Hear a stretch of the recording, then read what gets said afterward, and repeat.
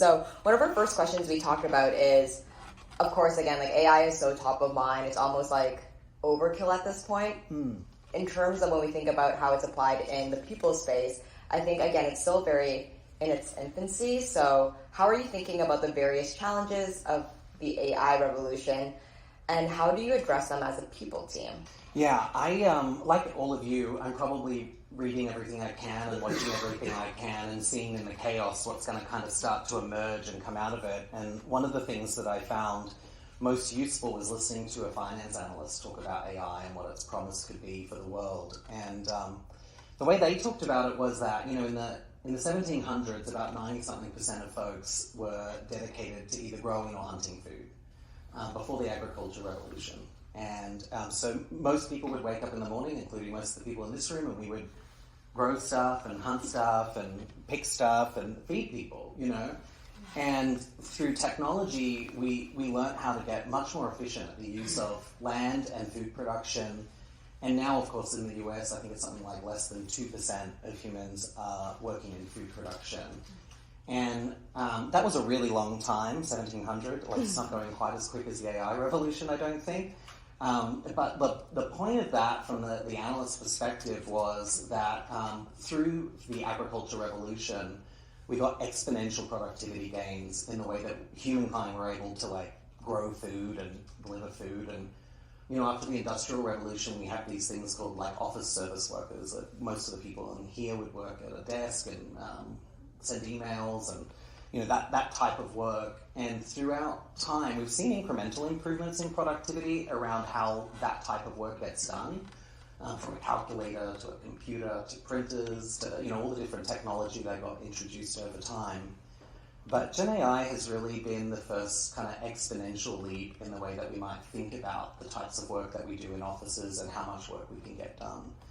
And so with that framing, I think there's like this way of thinking, like if we apply all our typical thinking to AI, ROI, and the types of things we would normally look at in efficiency and things, we may miss some of the opportunity here, I think, you know, with AI in terms of what this could mean for us as humans as well in the work. And at GumGum, we're thinking about AI in almost all of the facets of the business we can. It's one of our top priorities, as I'm sure it is for many of the organizations that you all represent. In our people team, everyone at the company has access to a Gemini Pro account so that they can use Gen AI in a secure work setting and be able to explore and experiment with that. And then within the people team, we're also working with vendors and partners who are building AI into their product suites as well and trying to leverage it to do work, not replacing work we used to do, but actually being able to get to work we never used to be able to do at all, such as reviewing qualitative comments in pulse surveys, or being able to look more deeply at how we analyze market benchmarking roles and those types of things as well. And so, yeah, I think like by kind of having that frame or that perspective of like what could this mean for the way that we do work, I think there's things that we can explore that will make it much more useful and accelerate the work exponentially from what we used to be able to do, and perhaps give us more time to reconnect with each other a little bit more. Certainly there would be a lot of roles where customer service or people interaction is unfortunately the thing that gets squeezed for efficiency, and also be able to add more value to the work that we do as well and feel like it's more meaningful. Yeah. And I think for a lot of folks as well, a lot of conversation is around like early career folks that are entering the workplace now. I know that's top of mind for you, especially when we think about like talent acquisition or enablement within the company. So how do you think that's going to affect like early career pipeline? Yeah, I've been thinking about this a lot. I'm glad I'm not starting out my career right now because it just feels so uncertain. So I do think that a lot of what we expected from entry-level talent 5 years ago, 10 years ago is now going to be radically different. You went to college to learn as much information as you could so that when you showed up in the workforce you could apply that knowledge. But now we all have that knowledge at our fingertips. So therefore, what does that mean for entry-level talent? And I think it's interesting to think about. I'm trying to remember a couple of studies I've read recently because I am reading a lot in this space right now. I think it was IBM have tripled down on entry-level talent hiring because they realize that the output of entry-level talent, A, it's more affordable, and B, they're getting 3 times more of the output than what they used to get out of that level of talent in the past.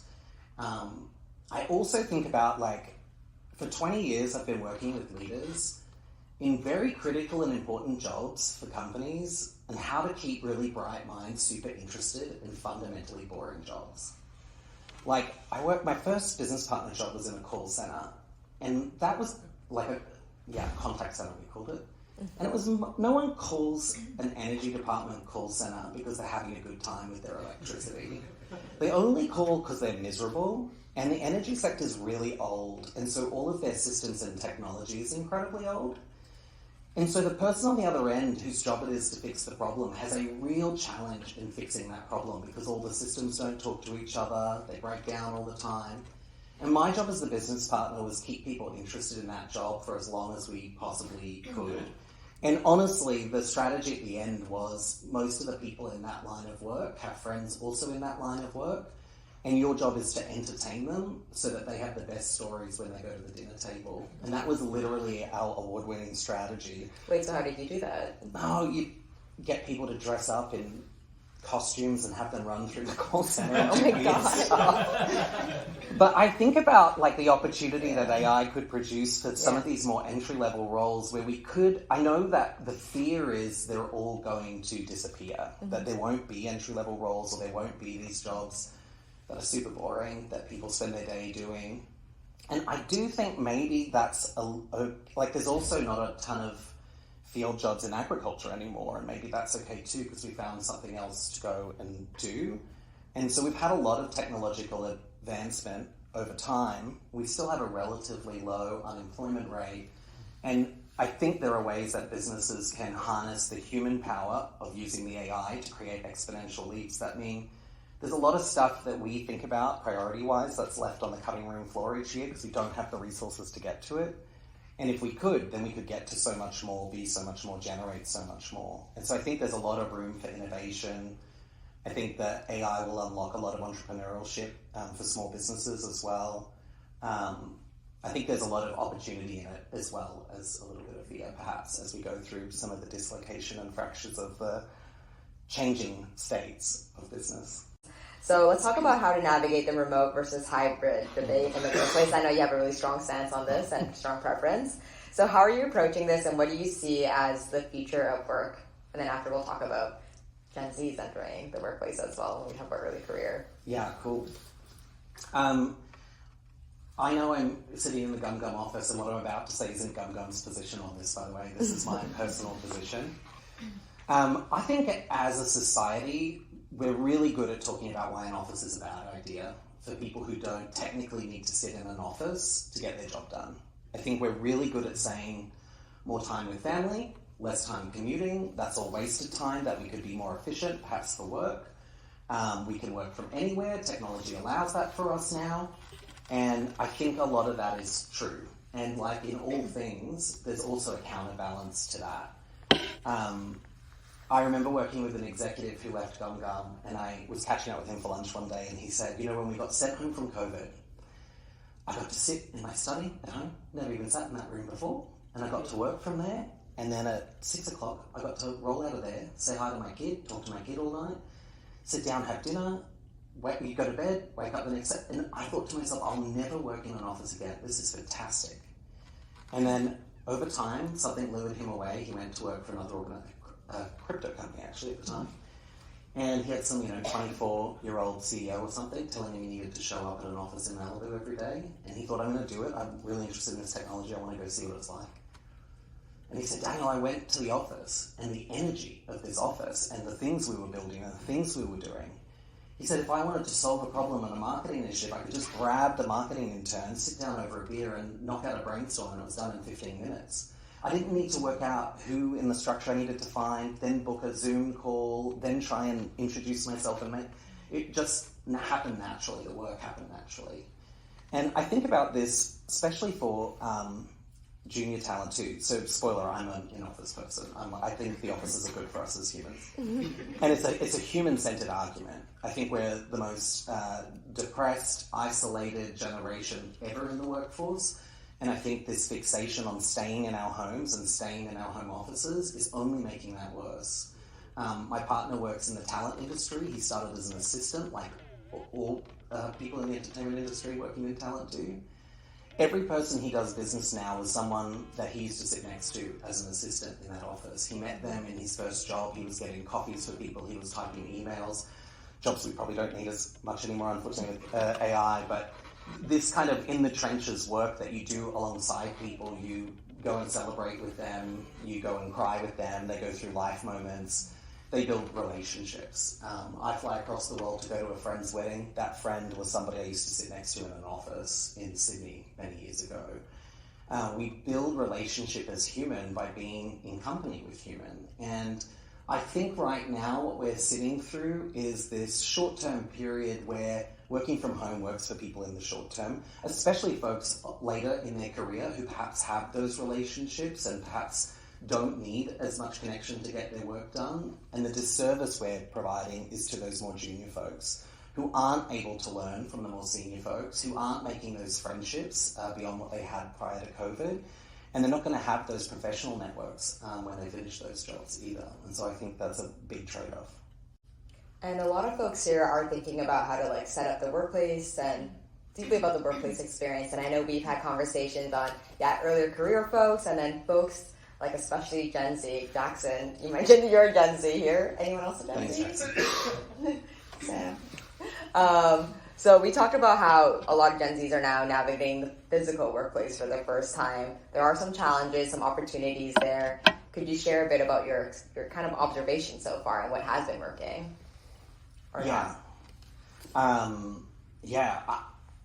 I think the way that I learned about how to work in an office was to go and work in one. So my view is immersion is probably the best way for people to kind of learn and understand how businesses work.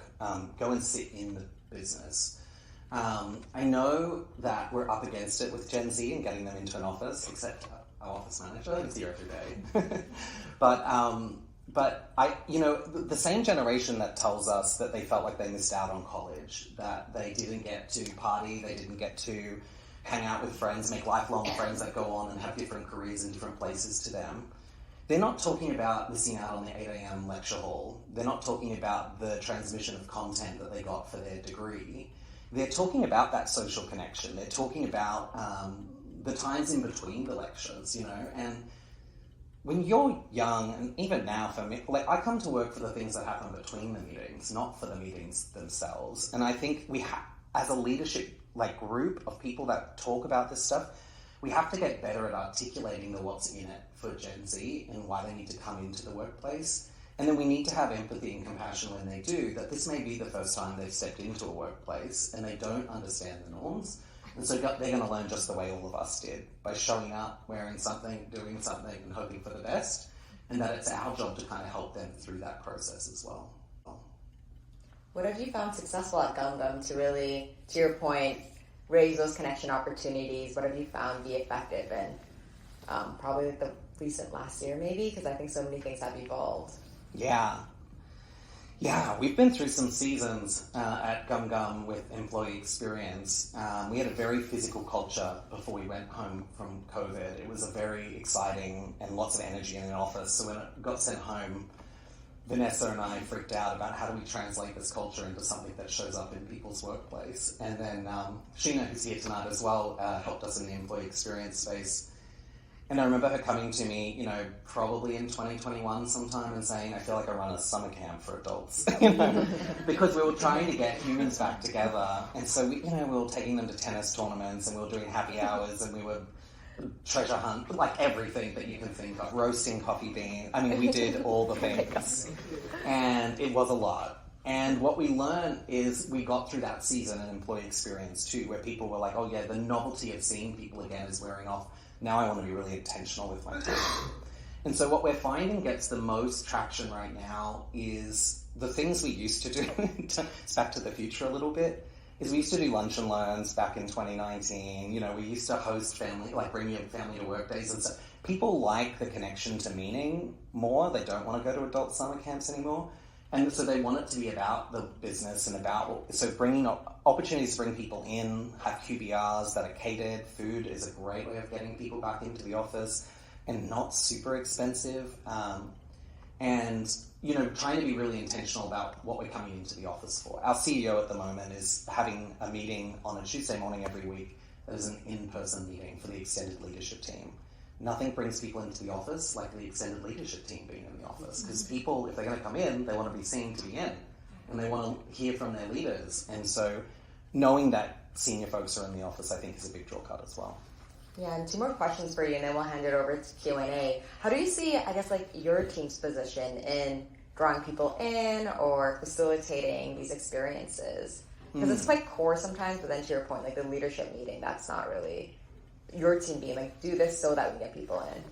Yeah, I've been to a few of these types of events recently, and the most refreshing advice I've heard is don't own the message for the leadership team. And I think that's right. Like, it's not my decision unfortunately, whether people come here or not.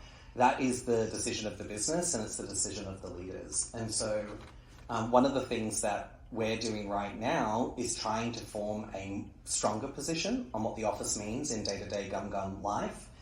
And so we have proposed something, and we've taken that to focus groups to hear what employees think and feel about that, to get a sense from them.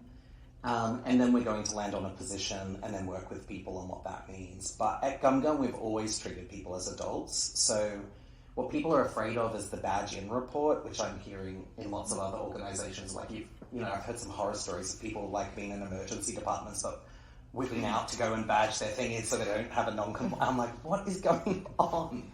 And so we would never go that far, but, strongly encouraging folks to come into the office a couple of days a week, and then trying to make sure that use of that time is intentional, not coming to the office to sit on Zoom calls.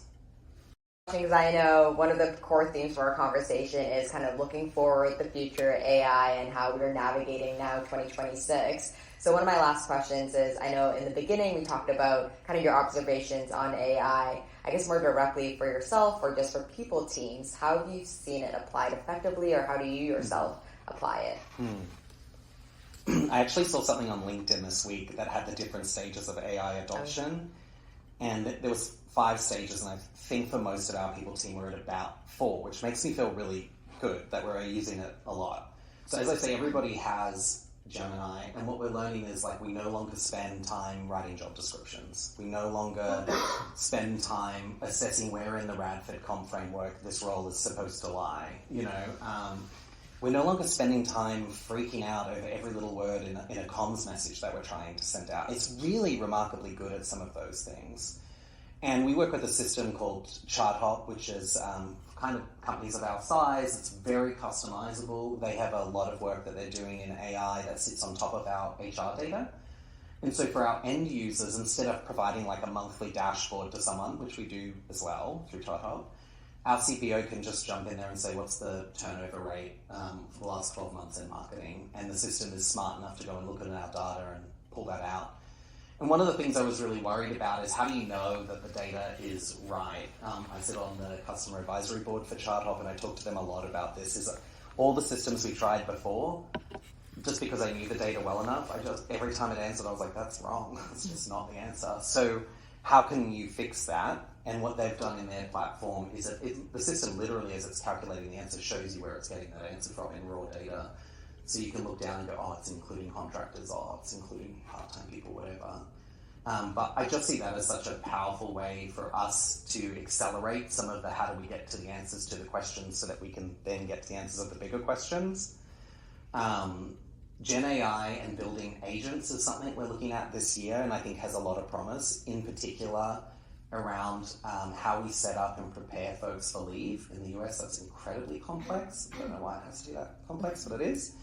And, this kind of compensation support, I think without having to hire a full-time person that's just dedicated to doing that work, we can get a lot more value out of the AI agents doing that work as well.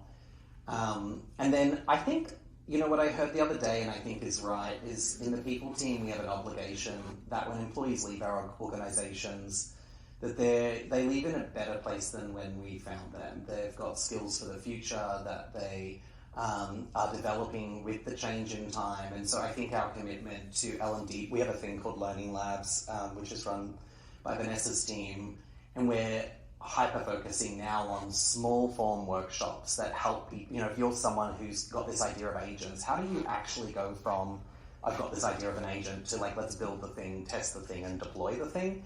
And so trying to provide a lot more, I think, like technical and tactical training on how to engage with this thing called AI.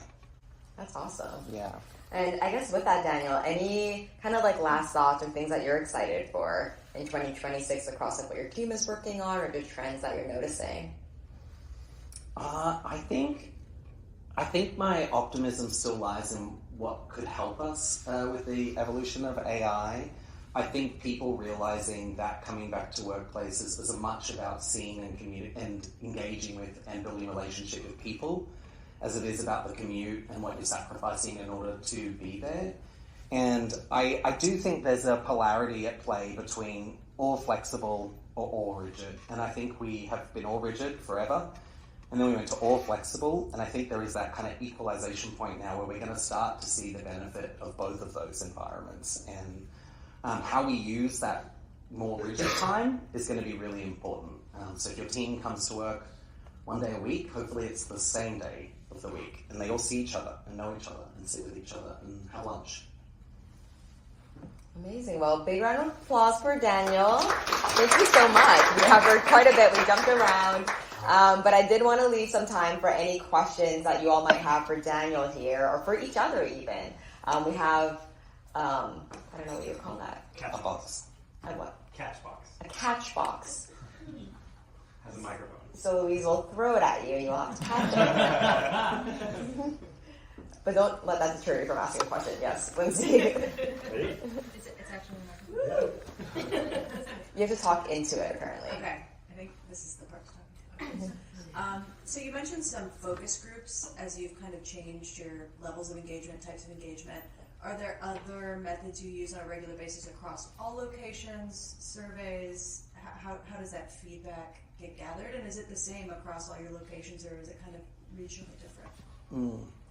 We use Lattice, and we do pulse surveys usually every quarter, and we've asked quite a lot from people around the workplace. The focus groups were for folks that lived in major metro areas where we had offices, so we specifically wanted to hear what that was going to mean to them. I do think, and again, remember, I'm a little biased to consider the source, but I do think that people desperately want to be led through this. They don't want to be asked through this. And if you asked Ben when he was working from home, would he like to work in an office, he would have said no. And if you asked him when he was working in an office, would he like to work, so I think there's a little bit of like, we need to do the research and the understanding of the value of both of those different types of ways of working and bring those recommendations forward and not over-index on asking everyone. I wasn't that surprised when our focus groups came back, with a mixed bag. Some people were into it, some people were not. And so then where does that leave us? What does that mean we're going to do differently because we've done that engagement work? And I'm not sure the answer to that. I'm about to find out, just like everyone at GumGum. Kind of a part two, because of some things you said. Is some of it anonymized, or is it always you want people to kind of own their responses? I guess the focus groups were not anonymized. GumGummers don't have a problem in being pretty forward with us here, though, so that's good. A good trusting relationship. And then the surveys are anonymized. And again, people write a lot of comments in that, and I know for a fact that our CEO read every comment in that, so it's interesting. Thank you. Yeah. Any other questions for Daniel or each other?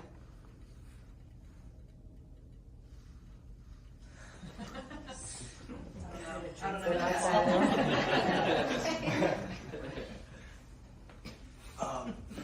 Given that GumGum is dispersed regionally, do you feel or have seen any disparities among the feeling of coming back into the office in EMEA versus APAC versus here in the States, and how are you navigating that based on the response that you're getting? Yeah, that's a great question. Australia actually didn't suffer a lockdown quite like the rest of the world. And because of that, they had a much shorter period where they worked remotely from home. And not to the point where that kind of set in as a ritual for them, so to speak. So interestingly, their office was already working 3 days in office, and they talked about teams being dolphins and whales, which is an interesting metaphor.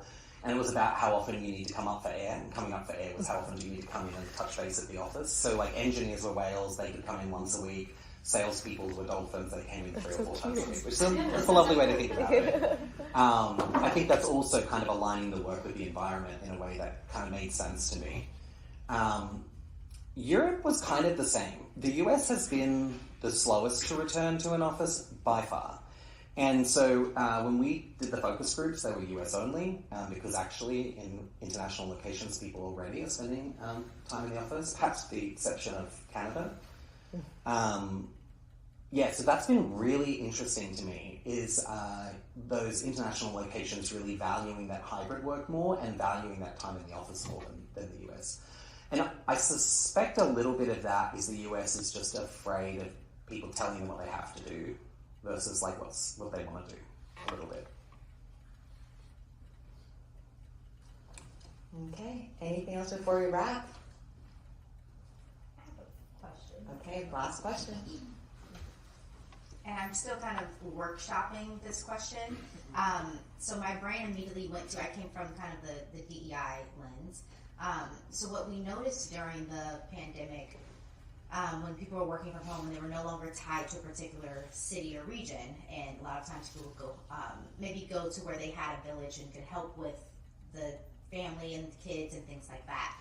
So I'm curious to know if we've seen, or if anyone has seen, if you are now requiring that, for those of us who have offices maybe in multiple areas or cities, if we're requiring employees to now come into the office, are we allowing them to choose maybe which office or where they're located, or is it still tied to a particular region or demographic? I'm curious if we would, is it a matter of we want this employee in the office to connect just with other employees, or do they need to be centrally located with the team that they're working with day to day? Here, that's a great question. Our offices are so spread out that it's kind of, each office is almost in a different time zone. So time zone, depending on the role, is the answer for us. Right. So if you're in a global role and it genuinely doesn't matter where you are, then it genuinely doesn't matter where you are. Right. And as long as you were moving to an office and you had the legal right to work wherever that place was. So we're not sponsoring people to work in places we don't need them to be. We have 2 offices in the US, one's in New York and one's in LA, and we see people move between those cities pretty frequently. We also have a bunch of remote folks who moved in good faith during COVID because we said they could to other places, and we're not requiring them to return to those major metro areas, or certainly not yet. And so, yeah, I think it's a really good question, because I also thought about, during COVID when everyone started taking their big tech salaries and going to tiny rural places and using, that is good for the world, that those places get those salaries going through those like smaller economies. And so it is a balance. This is that whole polarity thing. It's like there is benefits to fully flexible, and there is benefits to the sense of, rigid's the wrong word, but structured perhaps. Yeah.